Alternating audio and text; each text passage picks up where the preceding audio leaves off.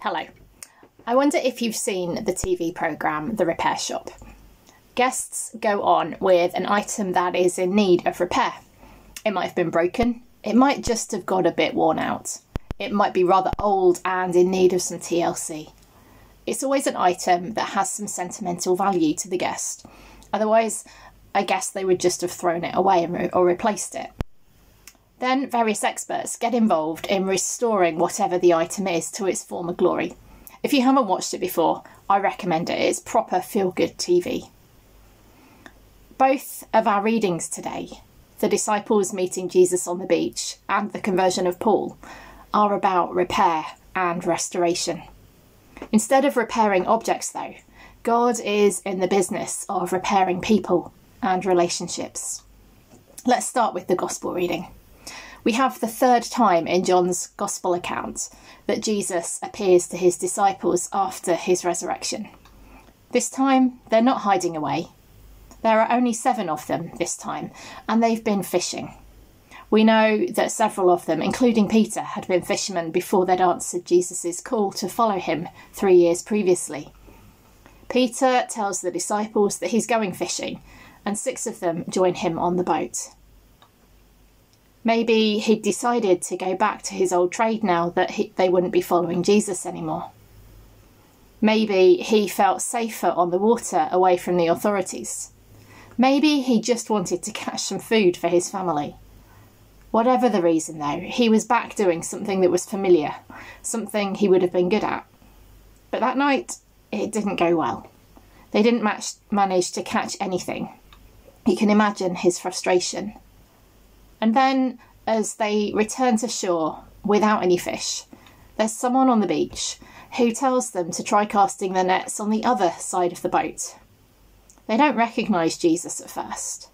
I don't know why, but several times across the different Gospels, we learn that sometimes people didn't recognise the risen Jesus straight away. Mary only recognised him when he spoke her name. The couple on the Emmaus Road only recognised him as he broke bread. And here, the disciples only recognise him, well, John does actually, when a miracle occurs.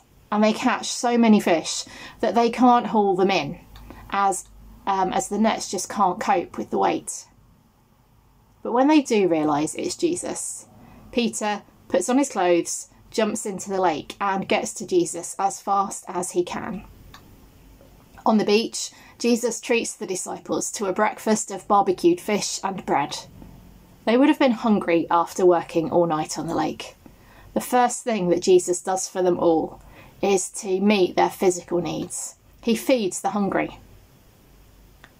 They were returning empty-handed, but he provided for them in abundance. 153 fish and a cooked breakfast. It's not bad, is it? But then, after that, is when we get to the repair and restoration. Jesus addresses a spiritual need this time. A short time ago, on the night Jesus was betrayed, Peter had followed him to the house of the high priest and stood outside, keeping warm next to a charcoal fire. 3 times people ask him if he knows Jesus, and 3 times he said that he didn't. He denied knowing Jesus. He denied being one of his followers. And we know from his reaction that he was ashamed of what happened. And here on the beach, Jesus asks Peter 3 times if he loves him. Each time, with growing frustration, Peter replies that he does. And each time, Jesus then tells Peter to look after his flock, to care for the followers. Jesus had previously changed Simon's name to Peter, meaning the rock, because Jesus said that Peter was going to build the church. Peter had gone back to his old way of life, back to fishing, and not successfully. Having denied Jesus, I imagine that he felt he no longer qualified for that calling. It's interesting that when Jesus addresses him in this passage, it's as Simon, not Peter. I imagine he felt that Jesus would have found someone else to build the church. But that morning, Jesus restores and repairs Peter. With another charcoal fire burning in the background, Peter 3 times affirms that he loves Jesus, and Jesus 3 times affirms Peter's calling, letting him know that he is forgiven, letting him know that he's valued, letting him know that it's time to move forward, letting him know that he can let go of his shame. And then we have the dramatic account of Saul's conversion. He was a strong opponent of the early church. He persecuted the first Christians. We don't know if he was directly responsible for any of their deaths, but he certainly colluded in them. He hated Jesus, he hated Christians, and he hated the church.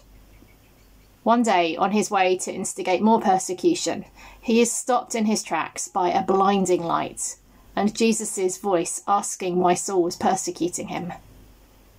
This is after Jesus ascended to heaven, so it's very different to when Jesus appeared to his followers after the resurrection.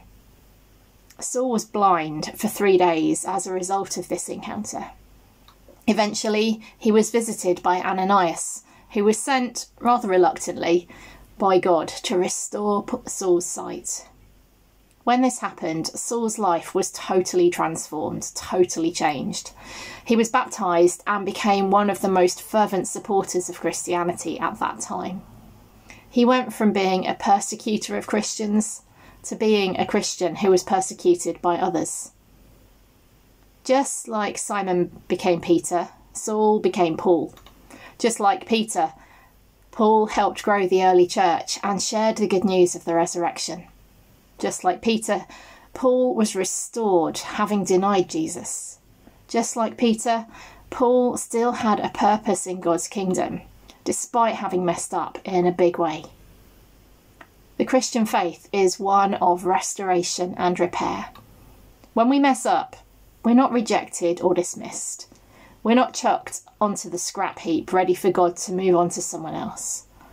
The life in all its fullness that Jesus offers is one where we can be free from the weight of guilt and shame. We never become too damaged for God to be able to restore us or for us to have a purpose. In the repair shop, the items are taken for restoration because they are important to someone.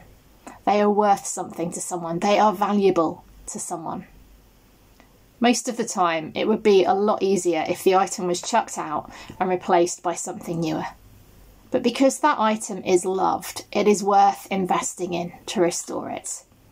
And it's the same with us. We are loved by God, so God will always invest in us and restore us. We're put back together lovingly with a great deal of TLC. But then we're not metaphorically just meant to sit on a shelf gathering dust and be put out of the way safely. We're restored for a purpose. Both Peter and Paul were sent by the church to help sent by God to help build the church. Just as in the last 2 weeks' gospel readings, the women and the disciples were sent out to tell others that Jesus had risen from the dead. The restoration and repair that we receive, the love and purpose that we're given by God, isn't to be kept to ourselves.